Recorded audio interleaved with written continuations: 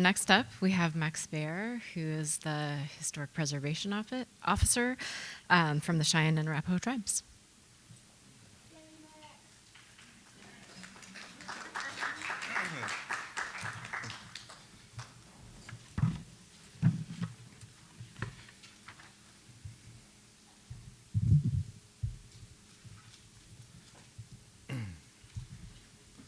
Pivishe, Monteveo na Hashive, na sisters, na Hatawo, na Vita Pahatana, na Matsa Hatania, na Nataki Viho.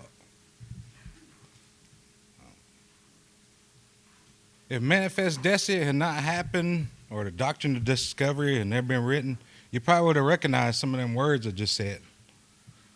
I just introduced myself, tell you where I came from, tell you what tribe I am. I'm Cheyenne, Arapaho, and Kiowa. And that's my grandma right there, and she told me I was a direct descendant of my aunt, my Kiowa side. I have Cheyennes that were down here too. So a lot of my family were still down here, but my first time ever coming was last year. And I expected to see Fort Marion, but I ran into Castillo de San Marco.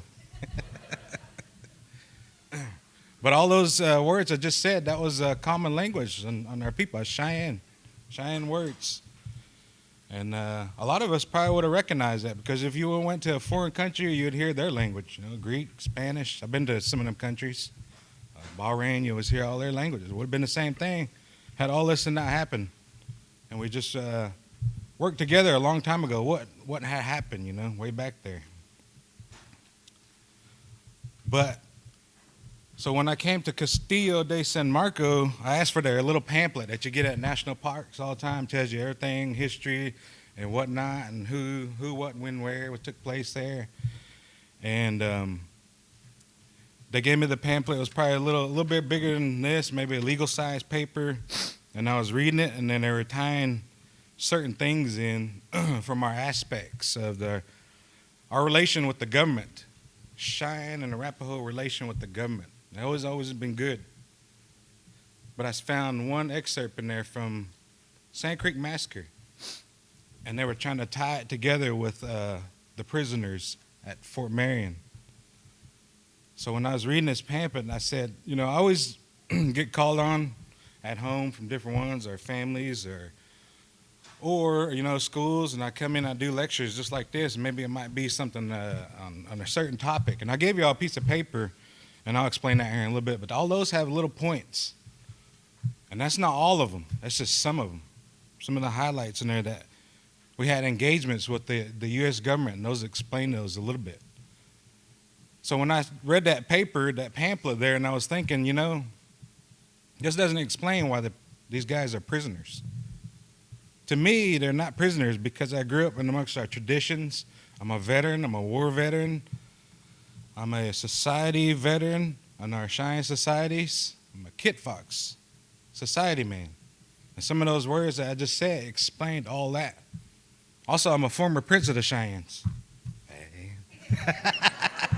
That was one of those words. No, I'm just kidding. So my title is over here in Memo now. So I'm getting ready to be a king, Cheyenne. Just kidding. Just kidding.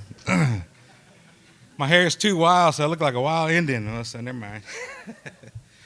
No, but I get called to do lectures or anything about certain topics, and then you can't really explain the Sand Creek Massacre and talk about the Sand Creek Massacre without offering a little bit brief history about our people and how our people work and our government. And we all have similarities. Cheyenne and Arapaho's had a lot of similarities too. But we're all different. We're all different. We have our own backgrounds, our own stories, our own books about us, even our own perspective. So the title of this is Rewriting History, Cheyenne Warriors. I'm not rewriting history. I'm telling a history that hasn't been told yet. But I'm going to use what's already in history books to reword or offer a different perspective on the relationship between our government and our people, because I think that's important. Because it brought me to a question that I had to ask myself. Were these prisoners of war? I'm a veteran, I'm a war veteran. Or were they captives? If you understand our history and everything that we have, a relationship, you would understand something a little different. It's common for us to all say, prisoners of war down in Fort Marion. We had a powwow a long time ago honoring the Fort Marion prisoners. So that's what I was expecting when I came up here to find Fort Marion, but Castillo, San Marco. So it's erased. But what's that word prisoners do to somebody, even if they're after they served their time and stuff, you know? It's hard to live up to or whatever. But that was part of the relationship that the government had with us. That's what they put on us, along with savages, merciless Indian savages, something else, or indigenous creatures. Those words are put on us, and they're hard to shake off, hard to shake. But I didn't want to do that because I know my traditions. I know these men that were on these walls, within these walls over here. I know because I'm a society man too. I'm a warrior. I'm a veteran. I understood how they thought because I grew up with my traditions, and I understand my relationship with Nishkimanet, Mother Earth. So all that's instilled. But I didn't learn any of this stuff in school. Like I said, I learned it from books and our history. But I had also the opportunity to ask questions to elders back in our old day when I still had the chance. And I had an uncle that did a lot of research in history too. So there was a lot of folks like that back in when I was growing up, when I was young. John Sipes was one of them. Ruby Sheridan, Terry Wilson, some of those that collected our history. Craig Moore did a lot of genealogy history for our people alone. Bernard Allball, he worked at the boarding school at Concho, Oklahoma. He did a lot of genealogy history with the students there, traced their lineage. All that stuff is still there. So this piece of paper they handed out to you after I visited Castillo de San Marco and I read that pamphlet, I knew we had to do something. We had to change the perspective of the way people are thinking, of what the rangers are going to tell people when they come here. Because people come from all over the world, and they still don't know why Cheyenne and Arapaho people are here or who Cheyenne and Arapaho people are. And we have to change that for ourselves. They don't understand fully what we know, what we go through. So we're going to help the national park to better learn from us so they can tell our story here when we're not here. Reword everything, different perspective, those kind of things. So I'm not rewriting history because it's been said here already. You can't rewrite history, can't change it. I'm not doing that. I'm just telling you our history that hasn't been written down yet. Our perspective for our people. And we developed this short timeline, and we've added in, took away, edited it, and we were able to come up with just a short little one-page timeline just to help increase the knowledge of the rangers and the national park, to tell our story when we're not here. But that's only a drop in the bucket because you got to understand how our Cheyenne way of life is. And we still have a lot of those traditions, protocols, and procedures that we have to live by every day. And as veterans, we have a little more to think about. Warriors amongst our people. So, me and my staff, we went through all the history books. And I took what I know to put down as much as I could on this. And it's still not the complete story. But like I said, our Cheyenne Arapaho people, we had our own laws. We had our own economy, just like our indigenous relatives, all up and down the plains. We had our own laws. We had our own medicine. I had our own medicine for just about every sickness, if not all of them, to heal ourselves on this land. We had the science. We had the science of flora, fauna, especially the buffalo. The buffalo provided us with a lot: food, shelter, clothing, even weapons at some time. As Cheyenne people, we have to take care of that. It doesn't belong to us. We have to take care of it, just like it takes care of us. It's a system. That's the way it works. So you can research all these little tidbits in here. I did. I started learning about my history about when I was in the Navy. And I got gifted a book that was about Cheyennes. And I started reading it, and it was interesting. So I went out to find more books about our history and our people and different things like that. So that's where my knowledge came from. I didn't go to college to do this. I went to college for something different else. But I sat through some history classes and heard the professor say, yeah, savage this, savage that, when they got to the part where they talked about, manifest destiny. But manifest destiny to us was an invasion in our homeland to everything that I just explained, our science, our economy, our people, our way of life. That was an invasion. We were never at war with the government. We never declared war.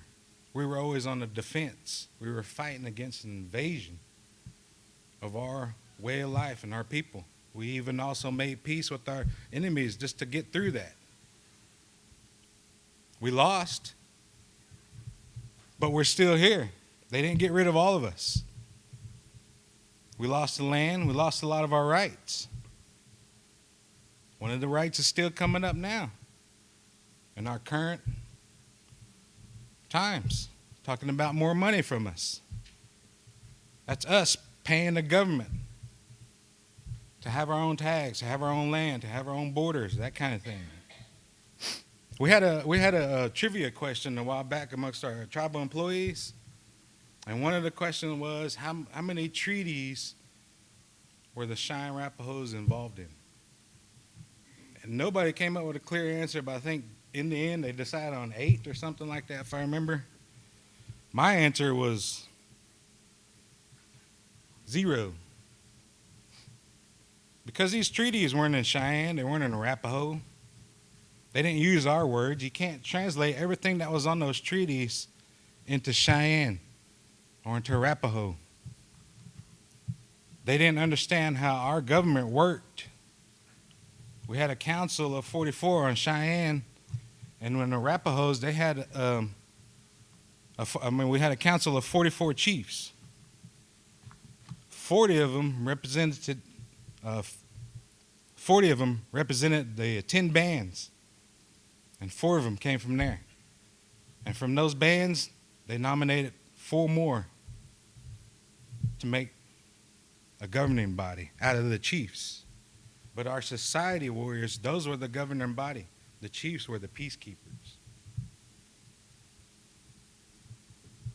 Not one person can speak up for another Cheyenne. Not one person can speak up for the whole entire body of our people. It takes a collective. That Cheyenne Council, our Warrior Council, and what they decide on, they'll let the people know, and that's the decision. So these treaties were never legal to us. Even though they're ratified, government and all that stuff, they were never legal to us because we didn't understand them. They could have told us anything that was on that paper. Could have been a menu. Either way, it wasn't legal to us. So those treaties, of them trying to make us stick to those treaties, we couldn't understand borders. We couldn't understand fences. That's what caused the problems with our relationship with the government. That's why we were always on the defense. We were always taking losses. We were given a few bests. It was defense. We didn't declare war until 1875. And that was because Custer had came into a Cheyenne camp because he was almost under attack, and one of his scouts knew what lodge he had to make it to. So as he rolled into camp, all the warriors were getting ready to attack him, but he made a run for that special lodge. No violence takes place at that lodge. So he ran in there. He was talking to that priest, that main man that we had, that covenant keeper, that keeper told him in our language, don't ever do violence against our people. Otherwise, you'll be just like this. And he poured his ashes that they were smoking, that pipe, poured it on his boot. Custer never kept his promise. So that's when we declared war. And we teamed up with the other tribes, the Sioux, the Arapaho. And we went and met them at what we call now is where long hair got rubbed out. The Sioux call it greasy grass, or the Little Bighorn River. That's where that warriors finally got together, coordinated, worked out tactics. That's where we won our victory. We killed Custer that day, and we won the Guidon. We're the only nation in the country that ever captured the flag. That's the only time we went to war. Other than that, we were always on the defense. We have 3 main massacres that were against us that caused these things. Young warriors wanted to get revenge. First one was in Sand Creek Massacre, 1864. Over 200 women, children, elderly. It was a chief's camp. Chiefs were peaceful. And the Sand Creek Massacre happened because the government told them to go down and camp on that Sandy Creek down there. And you won't be bothered because we're going to give you a United States flag and we're going to give you a white flag of truce. And you put that up on a pole, we won't bother you. But it wasn't like that.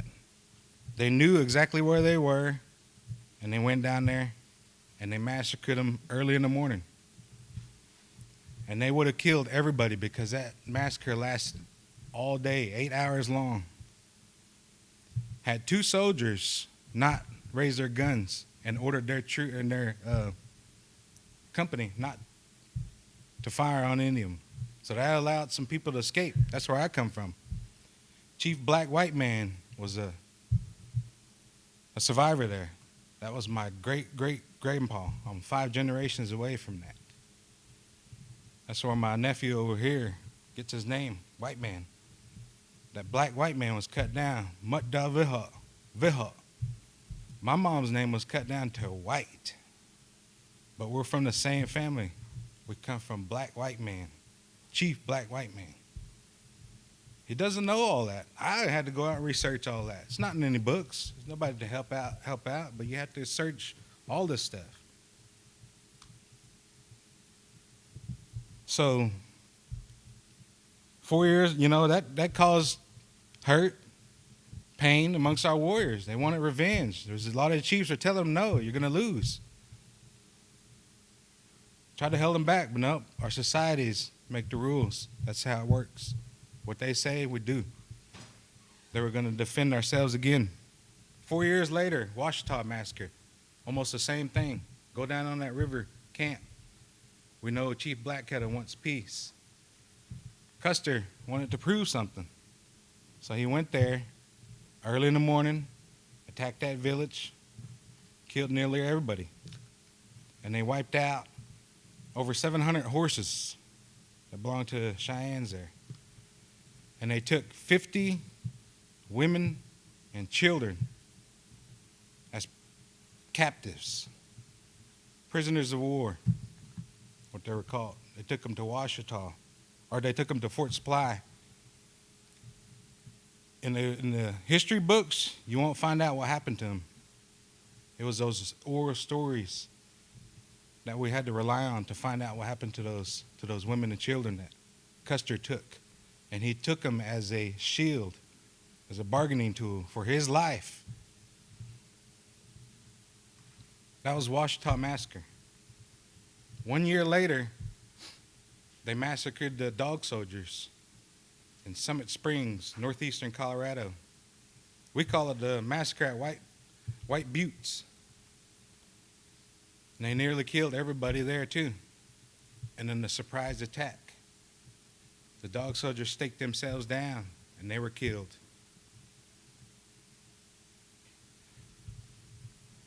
So after that, that's when the Red River Wars started.